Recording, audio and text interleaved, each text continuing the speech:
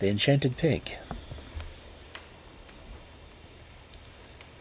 Once upon a time there lived a king who had 3 daughters.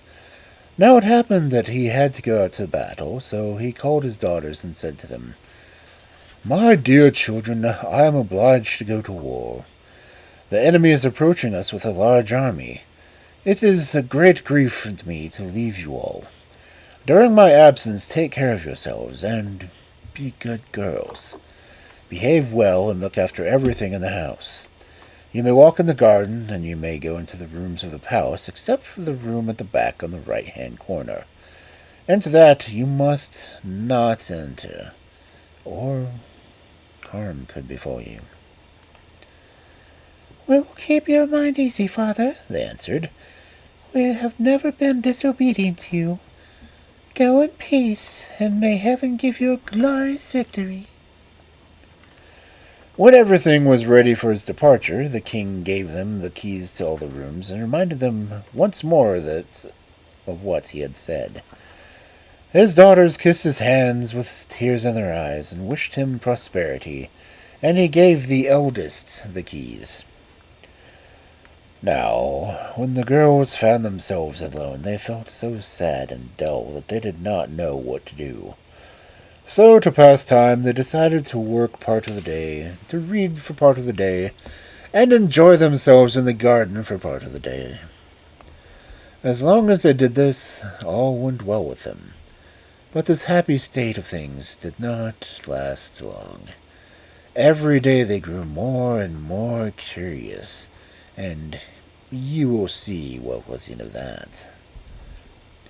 "Sisters," said the oldest princess, "all day long we sew, spin, and read. We have been several days quite alone, and there is no corner of the garden that we have not explored. We have been in all the rooms of our father's palace, and have admired the rich and beautiful furniture.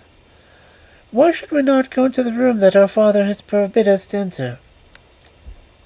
"Sister," said the youngest, "I cannot think how you attempt to break our father's command. When he told us not to go into that room, he must have had good reason for what he was saying." "Surely the sky won't fall on our heads if we do go in," said the second.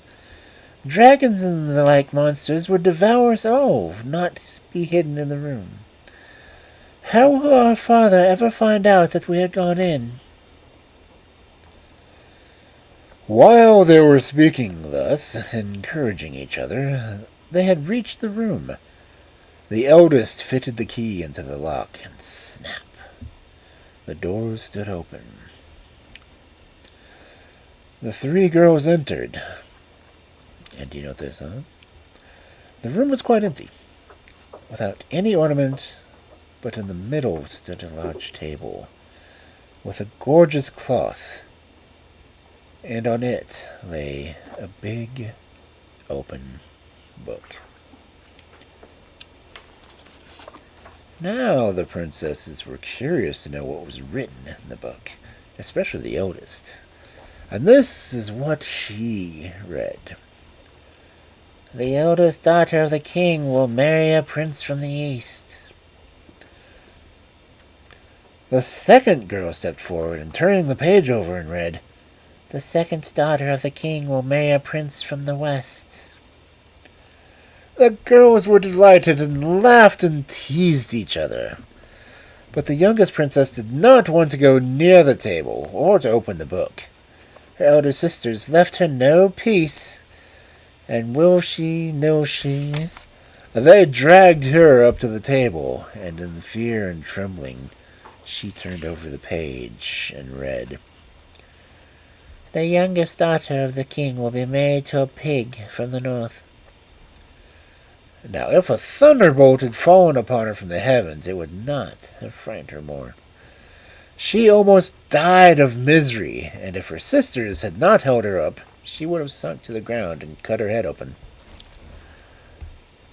When she came out of the fainting fit into which she had fallen in her terror, her sisters tried to comfort her, saying, "How can you believe such nonsense?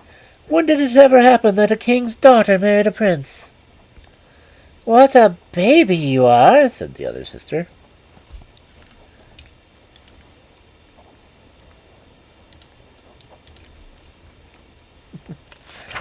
Has not our father enough soldiers to protect you, even if the disgusting creature did come to woo you?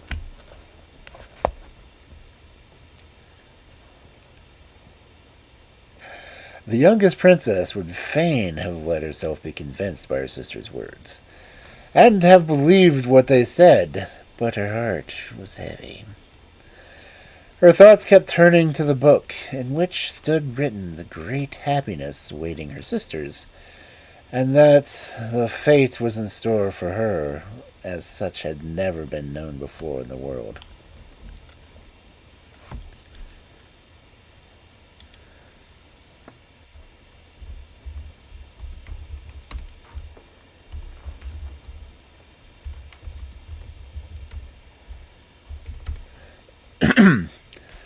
Besides, the thought weighed on her heart that she had been guilty of disobeying her father.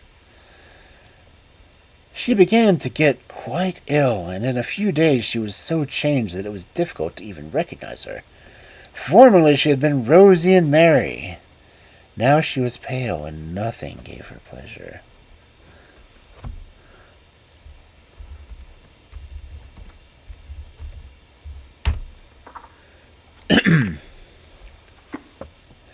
She gave up playing with her sisters in the garden, ceased to gather flowers to put up in her hair, and never sang when they sat together at their spinning wheels and sewing. In the meantime, the king won a great victory, and having completely defeated and driven off the enemy, he hurried home to his daughters, to whom his thoughts had constantly turned. Everyone went out to meet him with cymbals and fifes and drums, and there was great rejoicing over his victorious return. The king's first act on reaching home was to thank heaven for the victory that he had had over the enemies who had risen against him.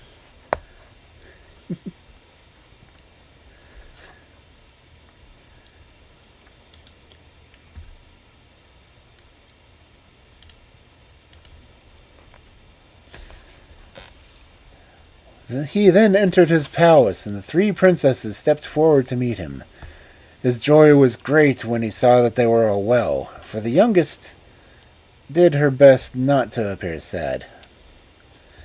In spite of this, however, it was not long before the king noticed that his third daughter was getting very thin and sad-looking.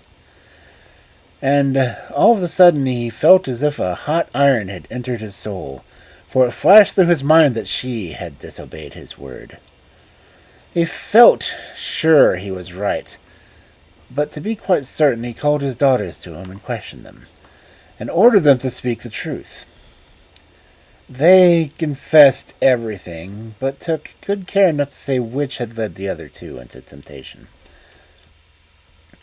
The king was so distressed when he heard it that he was almost overcome by grief. But he took heart and tried to comfort his daughters, who looked frightened to death. He saw that what had happened, and that 1,000 words could not alter matters by a hair's breadth. Well, these events had almost been forgotten when one fine day a prince from the east appeared in the court, and asked the king for the hand of his eldest daughter. The king gladly gave his consent, and a great wedding banquet was prepared, and after 3 days of feasting, the happy pair was accompanied to the frontier with much ceremony and rejoicing. After some time, the same thing befell the second daughter, who was wooed and won by the prince from the west. Now, when the young princess saw that everything fell out exactly as had been written in the book, she grew very sad. She refused to eat, and would not put on her fine clothes, nor go out walking, and declared that she would rather die than become a laughing-stock to the world. But the king would not allow her to do anything so wrong, and he comforted her in all the possible ways. So time passed, till lo and behold, One fine day, an enormous pig from the north walked into the palace, and going straight up to the king, said, "Hail, king! May your life be as prosperous and bright as sunrise on a clear day." "I am glad to see you well, friend," answered the king. "But what wind has brought you hither?" "King, I come a wooing," replied the pig. Now the king was astonished to hear such a fine speech from the pig, and at once it occurred to him that something strange was the matter. He would gladly have turned the pig's thoughts in another direction, but he did not wish to give him the princess for a wife. But when he heard that the courts and the whole street were full of the pigs in the world, he saw that there was no escape, and that he must give his consent. The pig was not satisfied with mere promises, but insisted the wedding should take place within a week, and would not go away till the king had sworn a royal oath upon it.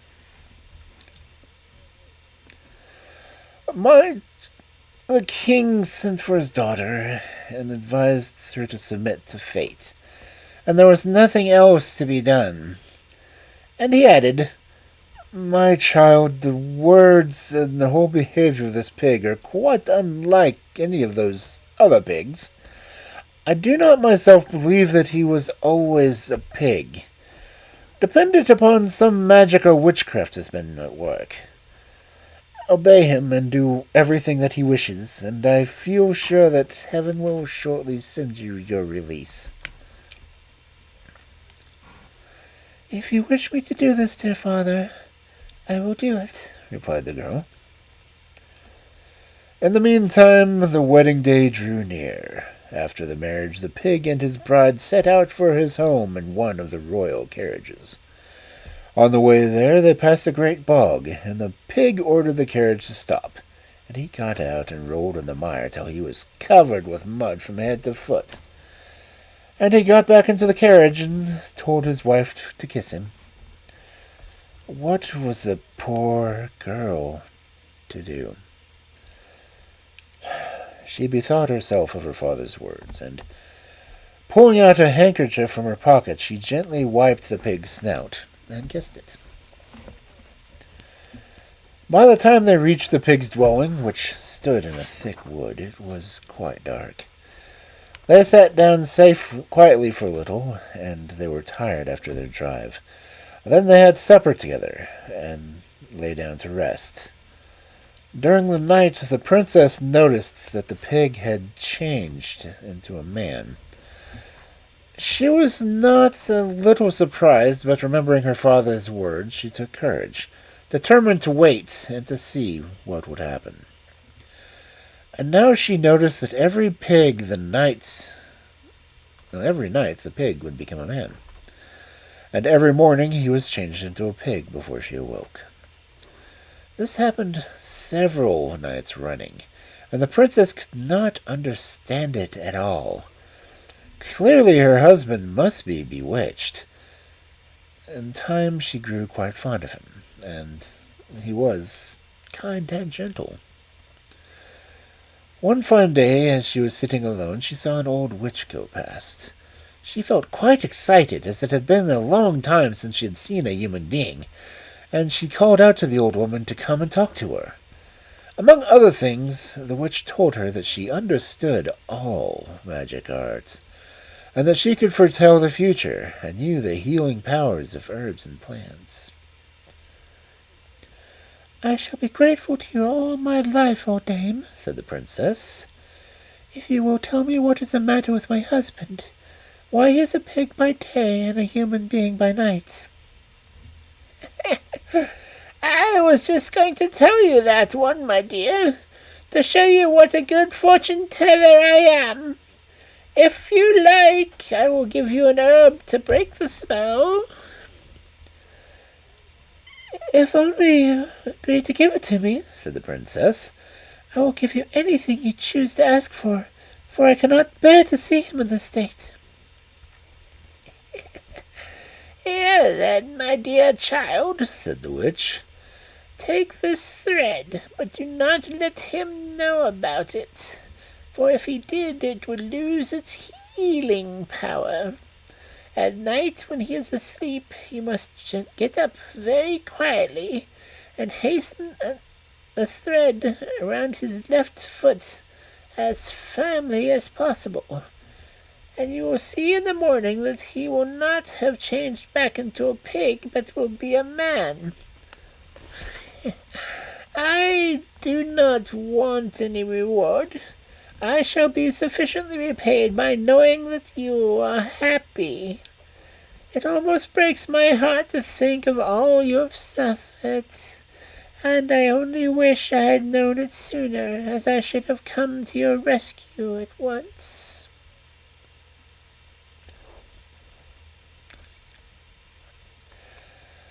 When the old witch had gone away, the princess hid the thread very carefully, and at night she got up quietly, and with a beating heart she bound the thread around her husband's foot. Just as she was pulling the knot tight, there was a crack, and the thread broke, for it was rotten. The husband awoke with a start and said to her, "Unhappy woman, what have you done? 3 days more and this unholy spell would have fallen from me. And now, who knows how long I may have to go about as this disgusting shape? I must leave you at once, and we shall not meet again until you have worn out 3 pairs of iron shoes and blunted a steel staff in your search for me."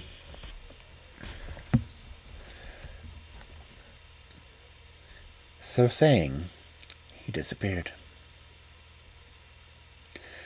Now, when the princess was left alone, she began to weep and moan in a way that was pitiful to hear. But when she saw that her tears and groans did her no good, she got up, determined to go wherever fate should lead her. On reaching a town, the first thing she did was to order 3 pairs of iron sandals and a steel staff. And having made these preparations for her journey, she set out in search of her husband. On and on she wandered over 9 seas and across 9 continents, through forests with trees whose stems were thick as beer barrels, stumbling, knocking herself against the fallen branches, then picking herself up and going on. The boughs of the trees hit her face, and the shrubs tore her hands, but on she went, and never looked back. At last, wearied with her long journey, and worn out, and overcome with sorrow, but still with hope in her heart, she reached a house. Now, who do you suppose lived there? The moon. The princess knocked at the door and begged to be let in, that she might rest a little. The mother of the moon, when she saw her sad plight, felt a great pity on her, and took her in and nursed her and tended her. And while she was here, the princess had a little baby.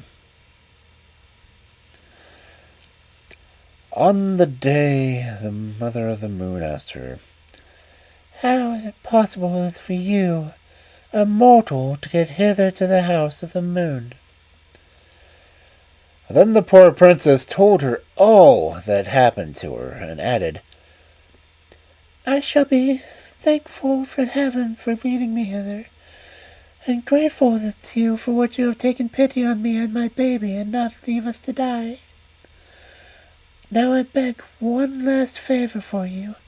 Can your daughter, the moon, tell me where my husband is?" "She cannot tell you that, my child," replied the goddess. "But if you will travel towards the east until you reach the dwelling of the sun, he might be able to tell you something." Then she gave the princess a roast chicken to eat, and warned her to be very careful not to lose any of the bones, because they might be of great use to her. When the princess had thanked her once more for her hospitality and for her good advice, and had thrown away one pair of shoes that were worn out, and had put on the second pair, she tied up a bundle of chicken bones in a basket, and taking her baby in her arms and her staff in her hand, she set out once more on her wanderings. On and on she went across the bare, sandy deserts, where the roads were so heavy that for every 2 steps that she took one forwards, that she fell back one. But she struggled on till she had passed these dreary plains. Next she crossed high rocky mountains, jumping from crag to crag and from peak to peak. Sometimes she would rest for a little on the mountain, and then start afresh, always farther and farther on. She had to cross swamps and scale mountain peaks covered with flints, so that her feet and her knees and her elbows were all torn and bleeding.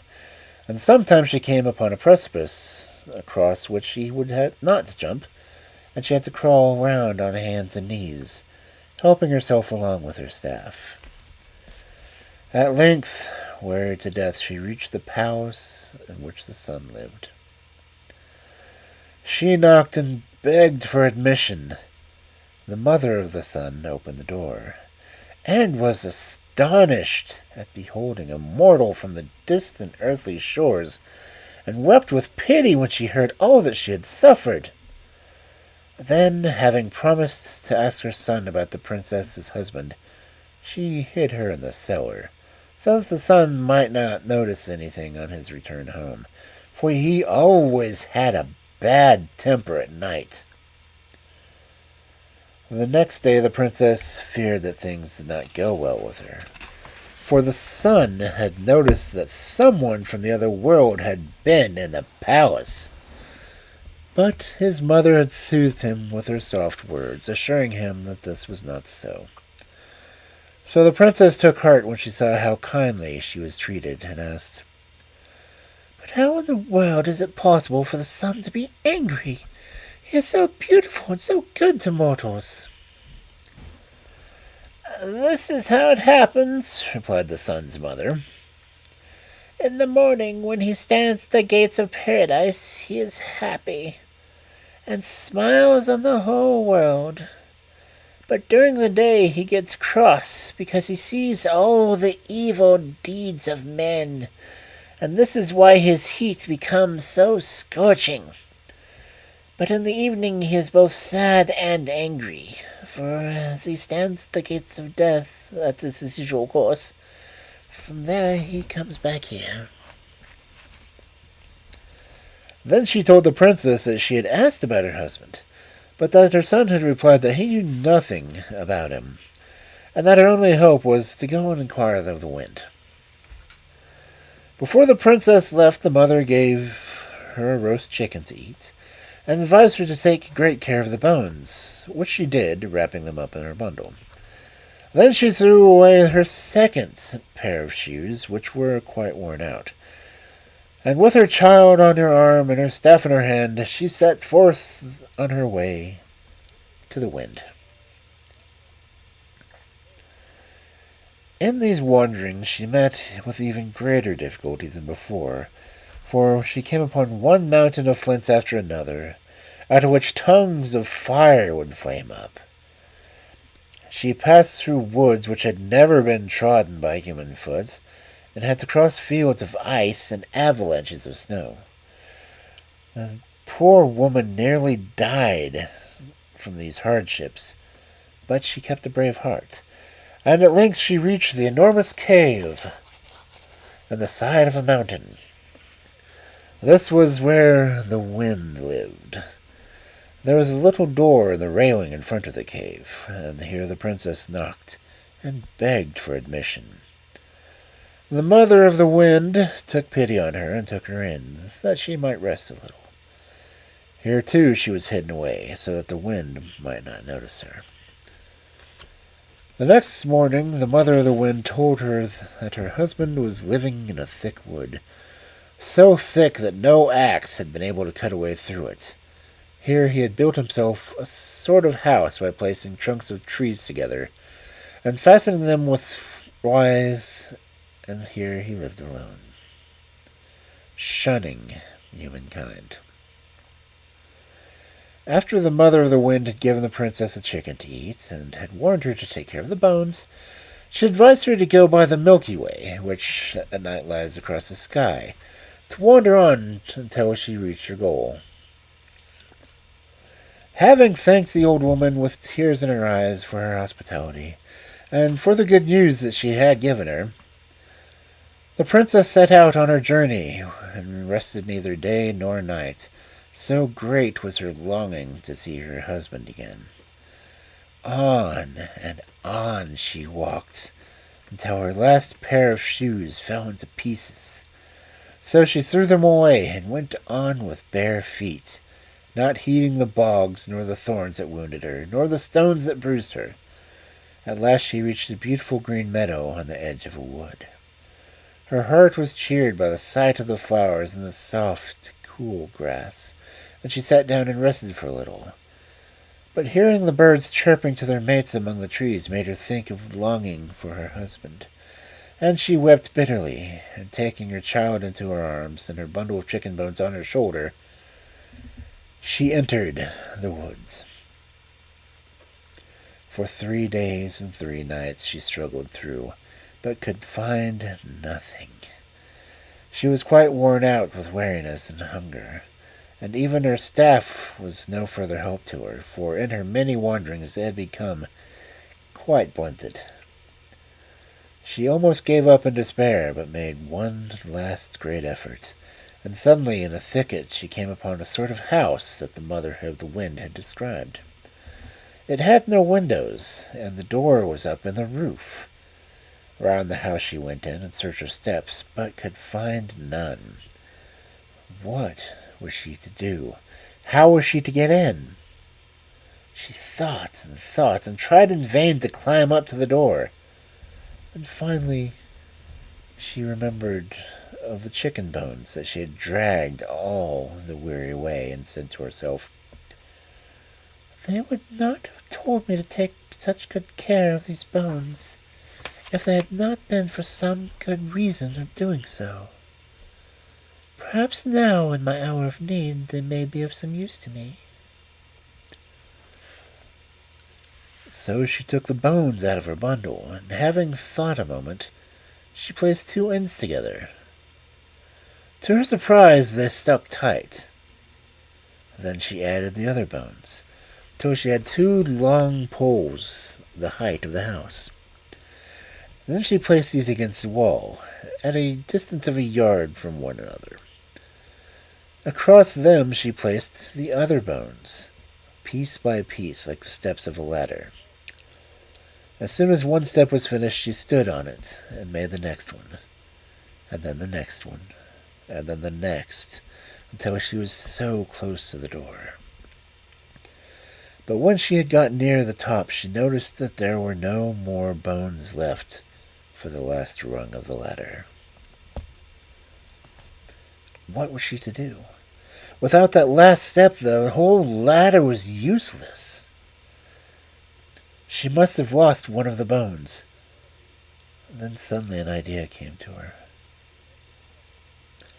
Taking a knife, she chopped off her little finger and placed it on the last step.